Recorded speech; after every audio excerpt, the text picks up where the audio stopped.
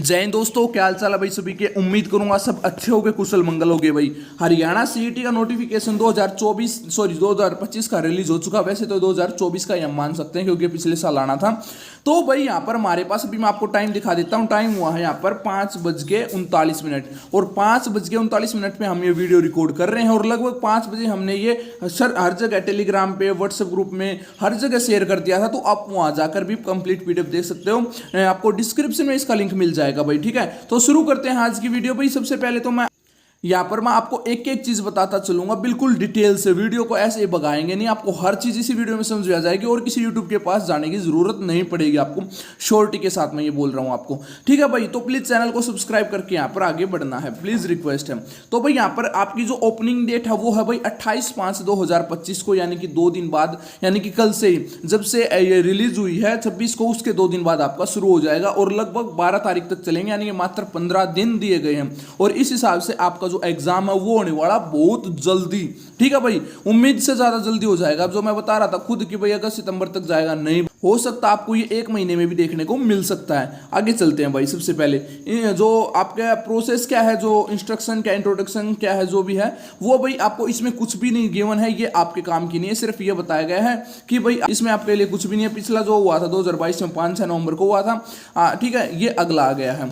अब आती है नेक्स्ट, मिनिमम एसेंशियल क्वालिफिकेशन क्या है। इसमें भाई आपका, मैं आपको इंग्लिश ज्यादा तरह नहीं पढ़ के बताऊंगा, जो आपको इसमें मेन पॉइंट है वो आपको बताता चलूंगा। मिनिमम एसेंशियल क्वालिफिकेशन है वो 12th है, मैट्रिक्स होनी चाहिए विद एडिशनल क्वालिफिकेशन, ठीक है भाई। इसमें इससे ज्यादा और कुछ भी नहीं गिवन है। अब आती है next, criteria for the examination. इसमें क्या है कि भाई आपका जो लेवल होगा ना, कि किस चीज का लेवल होगा आपका पेपर का, वो 12th बेस होगा, ठीक है। इसके अलावा इसमें भी कुछ नहीं गिवन है। आगे आता भाई पैटर्न ऑफ एग्जामिनेशन, इंपॉर्टेंट है भाई। ये है, इसमें आपका 100 क्वेश्चन होने वाले हैं, ठीक है। कितने नंबर के होंगे? 100 नंबर के ही होंगे। 100 क्वेश्चन होंगे, 100 नंबर के होंगे, ठीक है। इसमें आपका टाइम होगा लगभग 1.25 घंटे, 1 घंटा 45 मिनट, ठीक है भाई। अब आती है बात मिनिमम क्वालिफाइंग मार्क्स की। यहाँ पर मिनिमम क्वालिफाइंग मार्क्स जर्नल के लिए वही 50% है, रिजर्व कैटेगरी के लिए 40% है, ठीक है। All question shall be the compulsory question paper shall be bilingual, ठीक है भाई। ओएमआर शीट में आपको पढ़ना है, बाइलैंग्वेज होने वाला है, यही बात इसके अंदर दी गई है, इससे ज्यादा कुछ भी नहीं है। सेंटर ऑफ एग्जामिनेशन क्या है कि centre once allotted as per admit card will not ordinarily be change. इसमें क्या है कि भाई एक बार आपको जो अलॉट हो गया सेंटर नंबर, वो बाद में चेंज नहीं होगा, ठीक है। एज लिमिट की अगर मैं बात करूं, एज लिमिट क्या है भाई आपकी, लेस देन 18 तो होनी नहीं चाहिए और 42 से ज्यादा नहीं होनी चाहिए, बस इतना ही है इसके अंदर। अच्छा, अब बात आती है भाई एक्सपीरियंस की। एक्सपीरियंस की बात कर लेते हैं। For the purpose of the age relaxation, यहाँ पर आपका एज रिलैक्सेशन के पर्पज के लिए the experience will be consider only after occurring the essential qualification. मतलब आपको एक बार डायरेक्ट बता देता हूँ कि भाई आपका जो एक्सपीरियंस है वो अगर आपने लगा दिया तो वो तब ही कंसिडर किया जाएगा, ठीक है।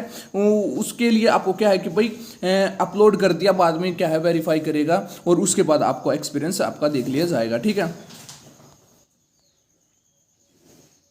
रिजर्वेशन की बात करते हैं भाई, the candidate will need to fill the required particular till closing date, आपको, ठीक है भाई, सारी चीज भरनी है।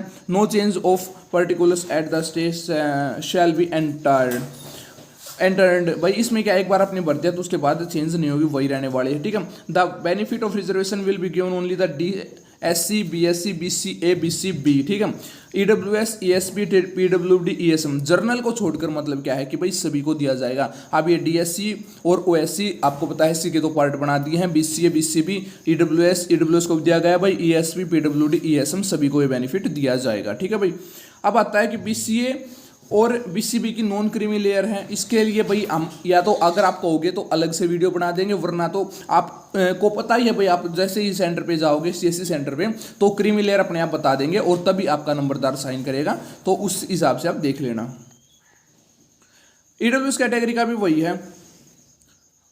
अब आता भाई एक्स सर्विसमैन के लिए, ठीक है। एक्स सर्विसमैन के क्या, benefit of reservation to ex serviceman and their families will be per government instruction bring number this, ठीक है। इसमें क्या है कि जो आपका एग्जाम होगा उस हिसाब से जितने आपकी वैकेंसीज होंगी, जो आपको बेनिफिट मिलेगा उस हिसाब से आपको दे दिया जाएगा। अब आता भाई आगे, ये दे रखा भाई assistant to persons with disability, तो ये भाई मैं तो उम्मीद करूंगा किसी को डिसेबिलिटी हो ही ना भाई, ठीक है।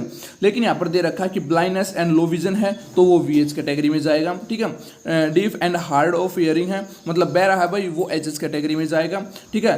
लोकोमोटर डिसेबिलिटी इंक्लूडिंग ये सब कुछ है भाई, ये OH में जाएगा। आप पढ़ लेना भाई वीडियो पॉज करके, और वो भी देख लेना, अपनी टेलीग्राम पे ज्वाइन हो जाना, ठीक है। अब बात आती है भाई मेन आगे, ये रहा एप्लीकेशन फी क्या कुछ है भाई। Application fee the category wise application fee is payable through online mode. भाई एक तो आपको ये ऑनलाइन जमा करानी है, ठीक है भाई।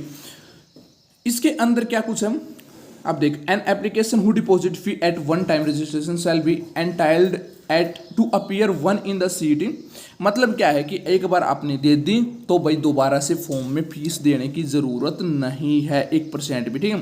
फी once paid not be refunded under any circumstances. एक बार आपने फीस जमा कर दी वो वापस नहीं होगी किसी भी तरीके से। Commission will not be responsible for unsuccessful payment transaction status failure. अगर आपकी फीस है जो अनसक्सेसफुल होती है या पेमेंट वेरीफाई नहीं होती है तो इसके लिए कमीशन बिल्कुल भी रिस्पॉन्सिबल नहीं है। यहाँ पर भाई वो नहीं गिवन है कि भाई कितनी फीस है, लेकिन मैं आपको बता देता हूँ। वैसे तो आपकी फीस 1000 रुपये, लेकिन आपके पास अगर आधार कार्ड है तो आपकी फीस 500 रुपये कर दी। तो मेनली क्या है कि भाई यहाँ पर आपकी इस फीस का सिर्फ 500 रुपये ही है, ठीक है। अब देखो भाई ये है इंपॉर्टेंट क्या इसमें, instruction for submission of application form. Application form must be submitted in online mode, ठीक है। नो ऑफलाइन एप्लीकेशन फॉर्म और copy downloaded application will be accepted. इसमें क्या है कि आपकी क्या करना, आपको फॉर्म भरना है एक, उसका फिर वो फॉर्म भर के प्रिंट निकालना है, उसमें अपने साइन करना है, फिर वापस से अपलोड करना है। मेन मकसद है इसका ये बताने का, ठीक है भाई। अब आता आगे,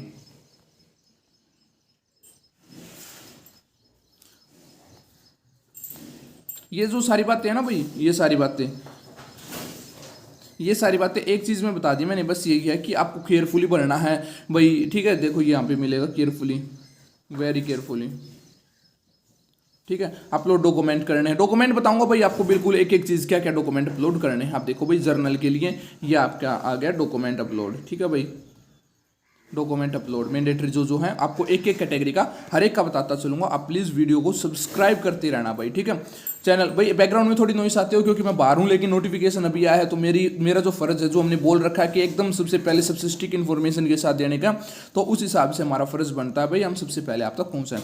भाई आपके सबसे पहले तो है ना, मैं हर एक में बोल दूंगा नहीं, स्कैन्ड कॉपी, यानी कि आपको स्कैन की हुई कॉपी लगानी है, आधार कार्ड हो, पैन कार्ड हो, कुछ भी हो।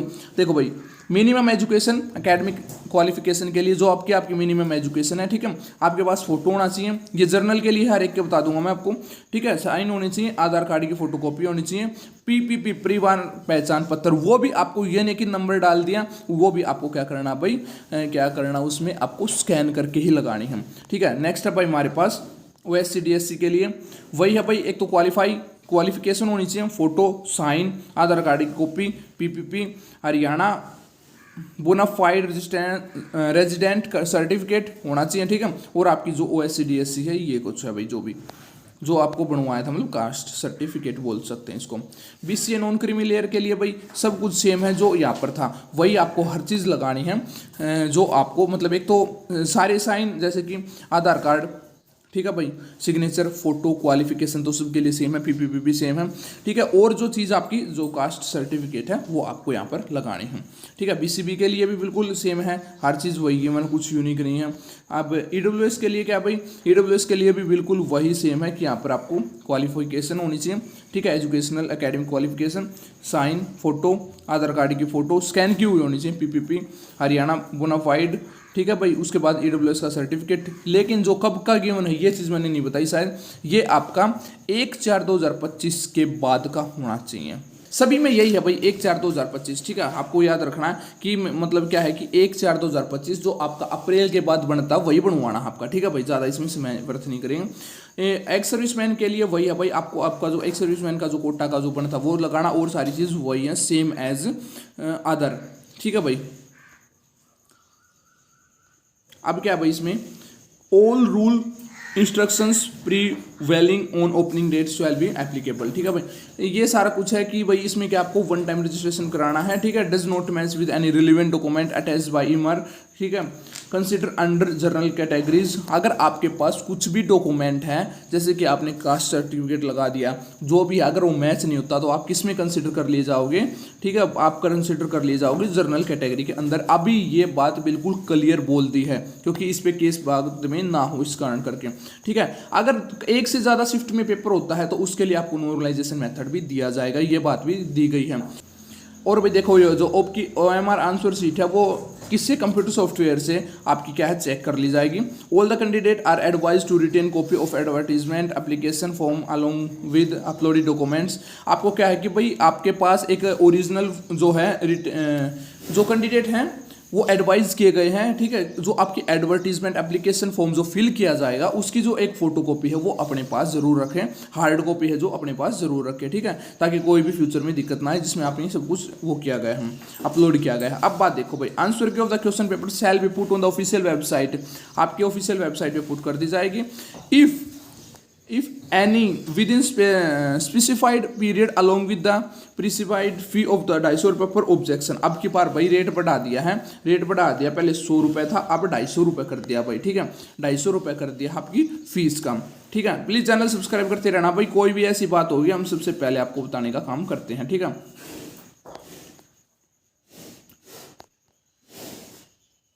ये भाई बस इतना ही था इसके अंदर। अब ये आ जाते हैं आपके डॉक्यूमेंट जो आपको अपलोड करने हैं, सब कुछ इसके पीछे गिवन है, इससे ज़्यादा कुछ भी नहीं है भाई। ठीक है, तो अगर कोई भी आपका डाउट हो तो आप यहाँ पर, मैंने देखो भाई हर पॉइंट कवर करने की कोशिश की है, आपने देख लिया होगा, कोई भी पॉइंट हमने यहाँ पर छोड़ा नहीं है। अगर कोई भी पॉइंट रह गया हो तो आप प्लीज़ हमें फ़ोन तो मैं नहीं कहूँगा, शायद मैसेज कर देना, कमेंट कर देना कहीं पे भी, और टेलीग्राम को ज्वाइन कर लेना। मिलते हैं बहुत जल्दी नई वीडियो के साथ, तब तक जय हिंद, जय भारत, टेक केयर।